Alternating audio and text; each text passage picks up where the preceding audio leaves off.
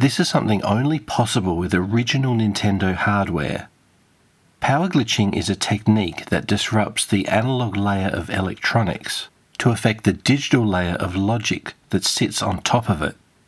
Original Game & Watch consoles have become collector's items and are often put lovingly on display and have become quite expensive because they still have a charm about them that captivates people's attention. There's also a strong element of nostalgia. The Game & Watch I have here is Donkey Kong Jr.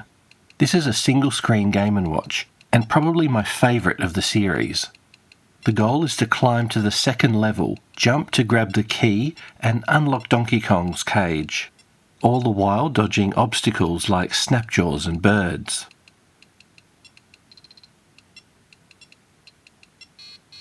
Donkey Kong Jr. can also grab hold of vines for up to 10 seconds to let snapjaws pass underneath.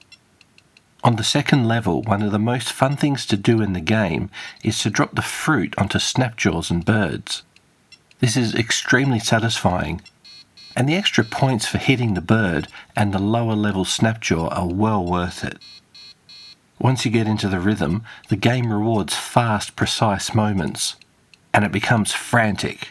Leaping off the end to grab the key is a nice touch for completing each round. Snapjaws can arrive in tight sequences and requires expert timing to jump over all of them without dying. This is something I haven't yet mastered and need to practice on more.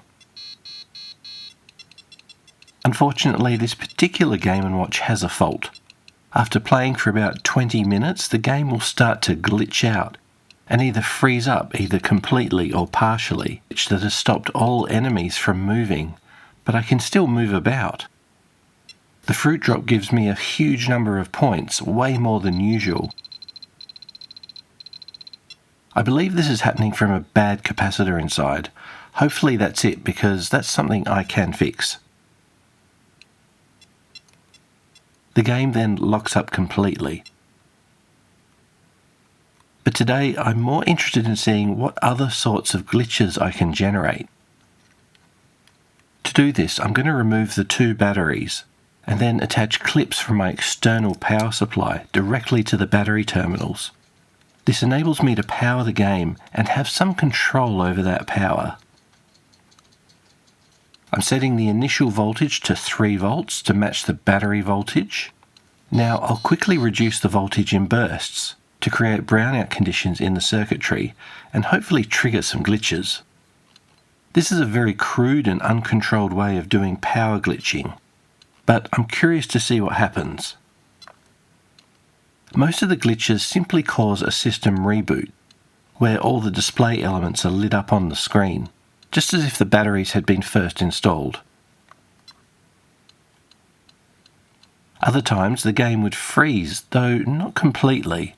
As you can see here, the key is still swinging back and forth, but the game won't do anything else. I kept going and I tried perhaps a few dozen glitches. One time I was able to keep moving Donkey Kong Jr. through the game after all the enemies had stopped arriving.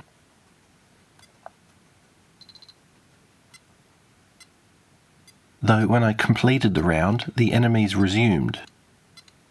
Another effect I saw was sometimes I would get random points from doing a glitch. I think I'm getting these kind of effects because of how simple this system is. This is a 4-bit gaming system with a CPU running at a tiny 16 kHz. There's about 1.7 kilobytes of ROM and 290 bytes of RAM. I tried a dozen more times, but so far nothing too game-breaking. I noticed some of these glitches would repeat in similar ways. I'm curious to know what would happen if I did this on another Game & Watch. The other Game & Watch I tried is Donkey Kong 2, which again features Donkey Kong Jr., again using keys and climbing to free Donkey Kong. This time the game takes place over 2 screens, giving this game a more open, less crowded feel. Also, when you get into the rhythm, it tends to feel less frantic. I think this is probably my second favourite in the Game & Watch series. I really like the 2-layer colour art, one in front of the LCD and one behind, compared to Donkey Kong Jr., which only has the front layer of coloured artwork over the LCD, but still has a nice 3D layer feel to it. I've clocked high scores on both of these games, and I know them quite well, which is why I want to see how far these can be pushed into glitch territory. The initial results with Donkey Kong 2 are quite similar to Donkey Kong Jr., with mostly restarts taking the system back to the boot screen. But I was able to get some interesting glitches, such as this one, with a second key frozen in mid-air, though most glitches would only appear for a second and then trigger a restart. I wonder if this model has more robust programming. I kept glitching, and I was able to get a game state with Donkey Kong Jr. floating in mid-air. The spark forming above Donkey Kong Jr. to the right appears to be in a perpetually forming state and never actually moves towards Donkey Kong Jr., which would end the life. Also, because Donkey Kong Jr. is in the air, every time a spark goes underneath, the game counts this as a jump over the spark, and I get 1 point. This is really interesting, and I want to see where it goes. The game is speeding up over time. Okay, the game is starting to get really fast, but I'm also getting more points.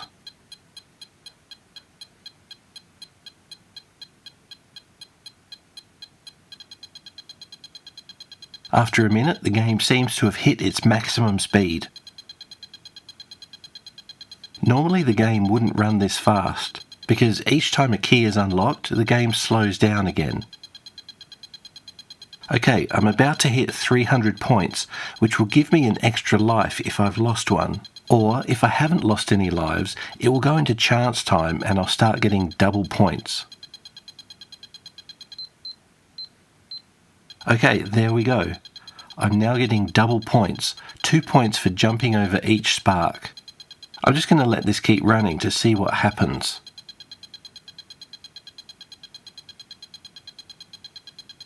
The maximum score is 999 points. When you get there, the game clocks back to 0. I think I can say I've managed to glitch the game in a way that well and truly breaks the gameplay.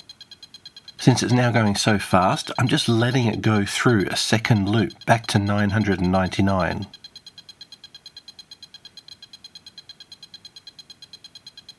And there we go, we've looped around to 0 yet again. It looks like this game is now in a state where it will just play forever. I eventually took the controls and started playing. Now I have a second Donkey Kong Jr. moving, while the first one is remaining suspended in mid-air. This didn't last long because I seemed to die quickly, even when not hitting an obstacle. Doing this was a lot of fun, and it seems to be repeatable because I was able to do it another time off camera. I'm now quite curious to know what power glitching will do to other Game & Watch games. If I can get any more in the future, I may give that a try. In the meantime, I'll be playing other Game & Watch titles using simulators.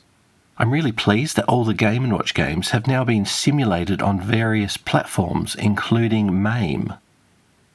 The amount of work that's gone into extracting the original ROMs from these games and capturing the artwork so precisely is astounding. Playing them like this in simulated form can feel slightly like more of a novelty, but they still carry a lot of charm of the experience of playing the original hardware. Except, of course, the ability to glitch them out and see what happens. I'm really curious to know what you think of these games. Do you own an original Game & Watch? Have you tried any of the simulators? Or are you a collector, proudly putting your collection on display? The other Game & Watch I have is this modern interpretation from Nintendo featuring Zelda. I'm glad Nintendo are honouring their legacy, but I find this game to have less of a quick pick-up and play quality like the originals. Zelda is nice, but doesn't quite have that original charm. I bought this to one day do some hardware modding on it, and loading up some other games, including, yes, some Game & Watch simulators. I think having all the original Game & Watch games on here would be really interesting. Though I'd prefer to see a Game & Watch simulator that doesn't use a backlit LCD. I'd really like to see some custom hardware with just a reflective LCD, such as can be simulated with this Palm M515. But something that uses a really high-resolution black and white LCD panel for drawing game characters without any visible pixels, and has a colour e-paper display behind it to display the colour artwork for each different game. Unfortunately, this wouldn't have colour artwork on the front of the LCD to give that immersive 3D effect of the original Game & Watch games. And it's probably not viable to do something like this in the first place, but I can dream. In the meantime, I still have this modern Zelda Game & Watch, which I still haven't done any modding to yet. Let me know if that's something you'd like to see on the channel. I'm constantly amazed by what modders are able to do. When even the smallest exploit into a system is found, a huge amount of innovation and modding energy pours in. It's beautiful to see, and this is one of my favourite aspects of exploring technology. That's it for this video. Now get out there and play some Game B.